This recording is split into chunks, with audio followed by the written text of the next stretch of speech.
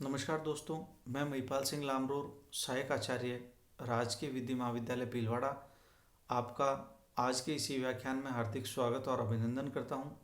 विद्यार्थियों, जैसा कि आपको विदित है कि हम संपत्ति अंतरण अधिनियम 1882 को लेकर हमारी चर्चा को आगे बढ़ा रहे हैं और इस चर्चा में हम बंधक के बारे में आपसे कुछ बातें करेंगे और इसमें हम आज जानेंगे मोचन के अधिकार की समाप्ति या extension of the right of redemption, यानी मोचन का अधिकार या रिडम्पशन का राइट जो है वो कब समाप्त हो जाता है। तो इसकी बिंदुवार व्याख्या हम यहाँ करेंगे।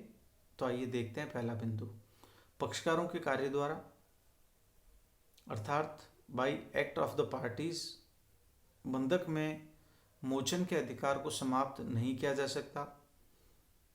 ये हमने शुरुआती बंधक के व्याख्यानों में हमने ये जाना था कि बंधक और विक्रय में पर्याप्त मात्रा में अंतर होता है,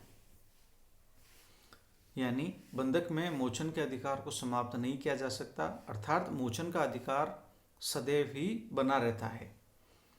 लेकिन बंधक के अलावा मोचन के अधिकार को यदि खरीद लिया जाता है तो यह अधिकार समाप्त हो जाएगा। अर्थात जो मोचन का अधिकार है वह बंधक ग्रहीता बंधककर्ता से खरीद ले तो उस दशा में यह अधिकार समाप्त माना जाता है। आगामी बिंदु, न्यायालय की डिक्री द्वारा, by the decree of the court, यदि पूर्वबंध की डिक्री बंधक ग्रहीता को दे दी जाए, यानी न्यायालय के कृत्य द्वारा भी मोचन के अधिकार को समाप्त किया जा सकता है। और ये कब समाप्त होता है? जब बंधक ग्रहीता न्यायालय से पूर्वबंध या फोरक्लोजर की डिक्री को प्राप्त कर ले। और अगला बिंदु है विधिक प्रक्रिया द्वारा, बाय ऑपरेशन ऑफ लॉ, यानी कुछ ऐसी विधिक प्रक्रियाएं जिनके घटित होने पर मोचन का अधिकार समाप्त समझा जाएगा, जैसे विलियन द्वारा, बाय मर्जर, यानी जो बंधक ग्रहीता है वह बंधककर्ता के समान हो जाए या बंधककर्ता जैसे अधिकारों का वर्ण कर ले, अर्थात बंधक ग्रहीता उस संपत्ति को खरीद ले, तब भी मोचन के अधिकार की समाप्ति हो जाएगी और ये प्रक्रिया विधिक प्रक्रिया कहलाएगी। अगला बिंदु, बंधक ग्रहीता को उत्तराधिकार द्वारा मिल जाए, अर्थात जो संपत्ति है वो बंधक ग्रहीता को उत्तराधिकार द्वारा मिल जाए, यानी बाय इनहेरिटेंस। जैसे पुत्र ग्रहीता और पिता बंधक करता हो, तो यदि पिता की मृत्यु हो जाती है तो पुत्र स्वतः ही उस संपत्ति का स्वामी उत्तराधिकार के कारण या इनहेरिटेंस की वजह से बन जाएगा और बंधककर्ता और बंधक ग्रहीता का जो भेद था वो समाप्त हो जाएगा।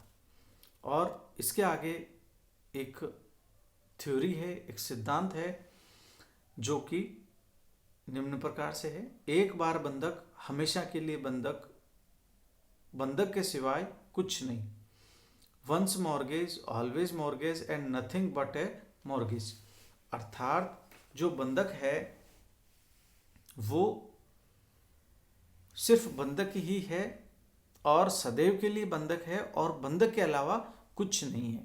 अर्थात जो बंधक शब्द का प्रयोग किया गया है उसे स्पष्ट किया गया है कि बंधक सिर्फ बंधक है, ना कि बंधक से भिन्न कोई और संव्यवहार। तो आज के इस ई व्याख्यान को समाप्त करने से पहले हम देखेंगे मोचन के अधिकार पर रोक, क्लॉग ऑन रिडम्पशन, यानी मोचन के अधिकार को कब रोक दिया जाता है। केस, एक प्रसिद्ध केस है नॉक्स वर्सेस राइस लॉर्ड मैकनॉरेन का ये केस था कि कोई भी शर्त जो मोचन के विरुद्ध हो शून्य होगी।